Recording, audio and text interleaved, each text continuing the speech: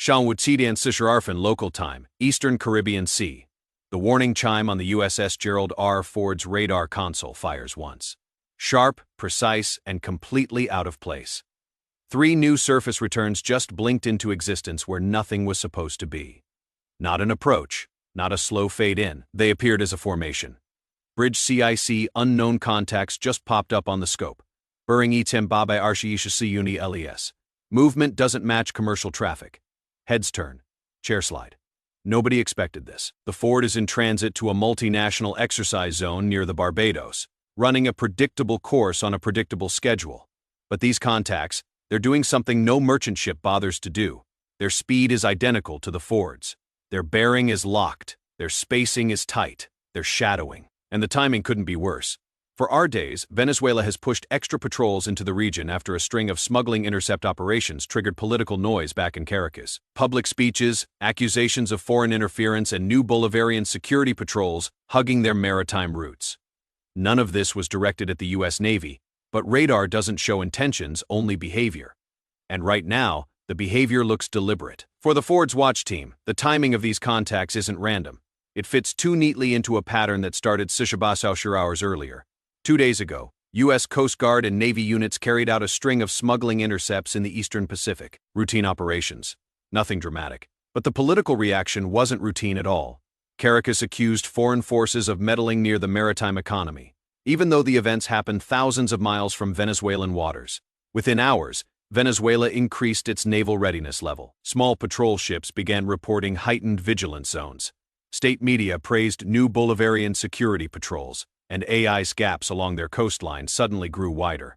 None of that pointed to aggression, but it did point to a Navy that felt watched, cornered, or misunderstood. And that is where misunderstandings at sea begin.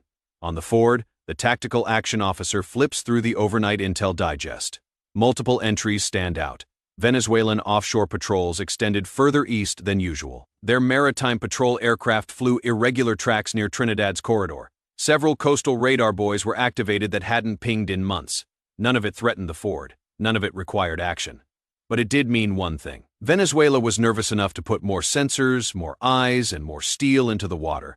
And when a Navy sails while feeling cornered, even routine traffic stops looking routine on radar. Force captain says it quietly, almost to himself. Nothing they did was aimed at us. But the ocean doesn't care about politics. On radar, the 3 contacts hold formation. No drift, no deviation. They're waiting. The 3 unknown contacts don't act like ships passing through any busy corridor. They act like ships that already made up their mind. Sheer to shore nautical miles out, 2 Guy-Carey-class offshore patrol vessels hold a clean parallel track to the Ford.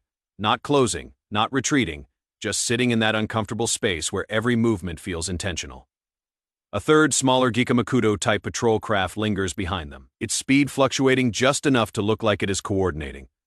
Bridge CIC contacts maintaining Ibai Bashar Army atching our speed within 1/8th of a knot. That line is all the confirmation the Ford needs. Ships don't match speed by accident.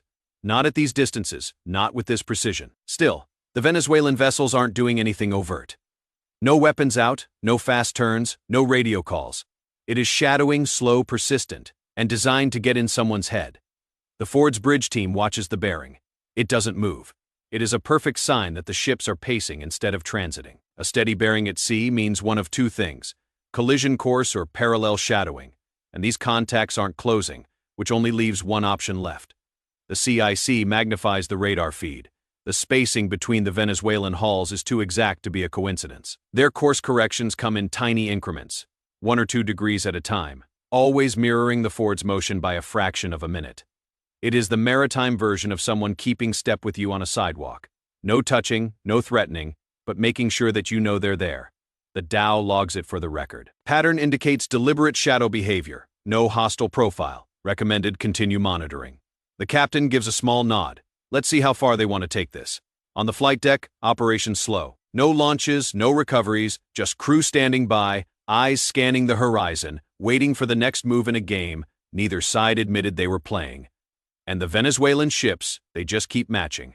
Every course line, every speed change, every mile. At Shanwutsidian Sishararfin, a soft alert pops onto the fort's integrated sensor display. An altitude marker that shouldn't exist this far from land. CI to bridge. We have a low-altitude UAV ping. Southern sector range Wuyuni less. Everyone freezes for a second, not because it is a threat, but because it is new. The Ford's UAD Hawkeye orbiting farther east catches the object first. It is sensor sweep, lock, and classify. It is a small drone likely launched from a coastal unit or a Venezuelan patrol site.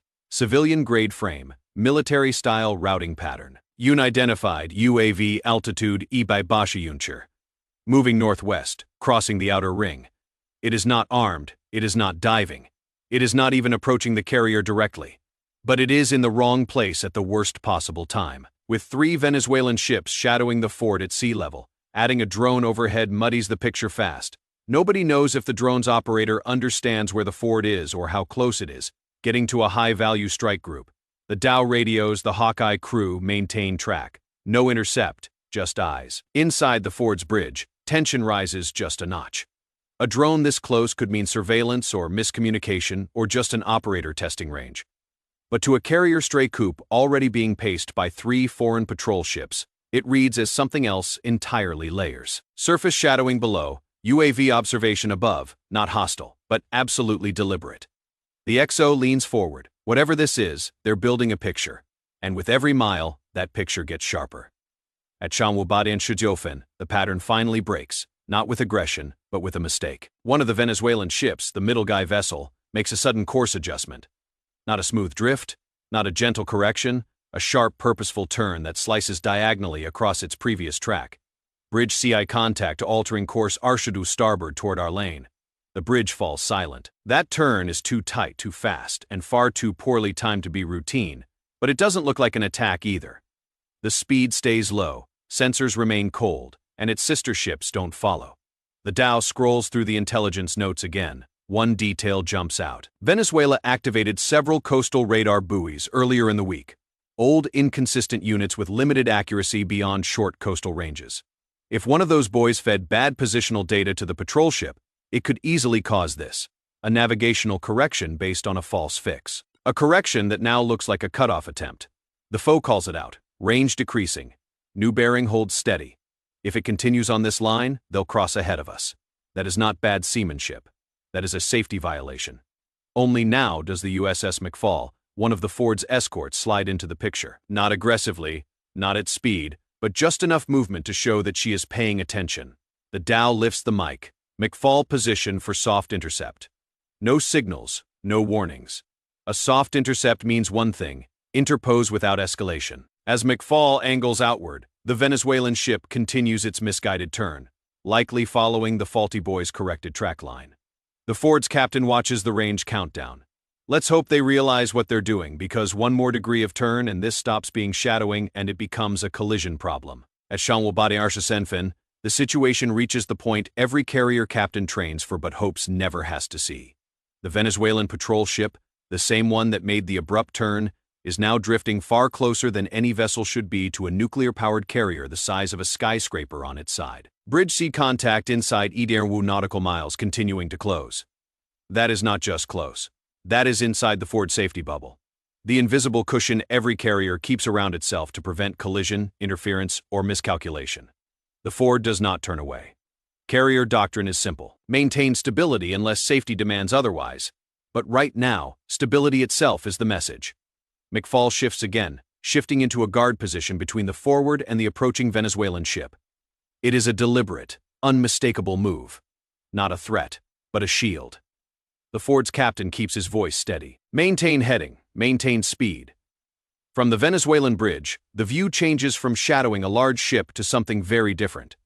The Ford's superstructure rises higher than a city block. Her flight deck stretches longer than most runways.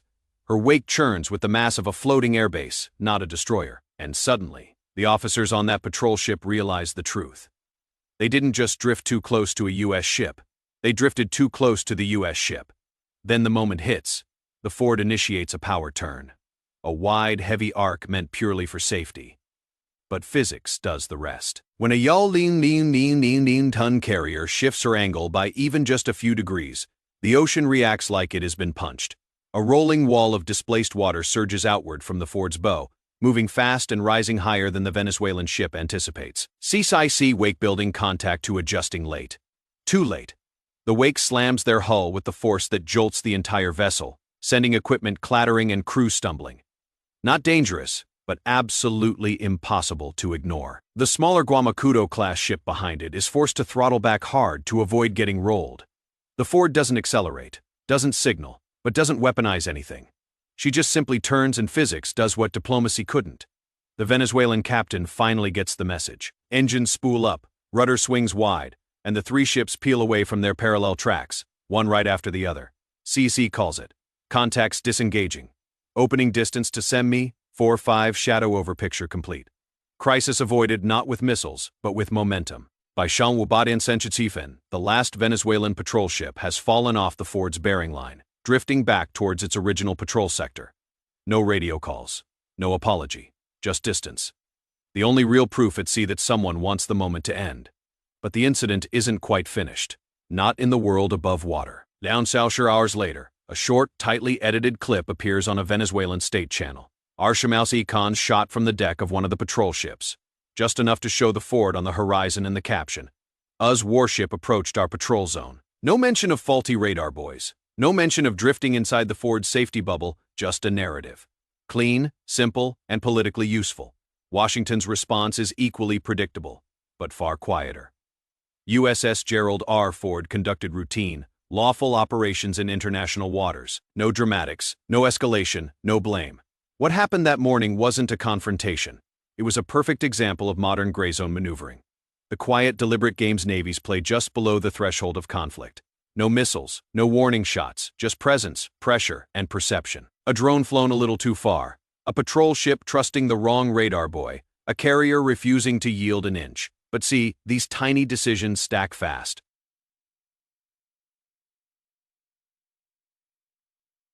One misread course line can snowball into a diplomatic headache, one mistaken turn can look like an attack, and one carrier-sized wake can end a standoff without a single word spoken. So tell me, if you were standing on the Ford's bridge that morning, would you have held your course or would you have played it safe? Drop your answer down below. I do read them all. If you enjoyed this breakdown, make sure to like and subscribe so you never miss the next one. And if you want to go a step further and support the channel directly, please join the fleet. You'll get loyalty badges, priority replies, and you'll help us bring more true maritime stories to the surface. Just head on over to our channel page and click join and get on board with us. Because let's be honest, it is a whole lot easier to analyze these close calls from home rather than send uni les off a carrier's bow. I'll see you in the next.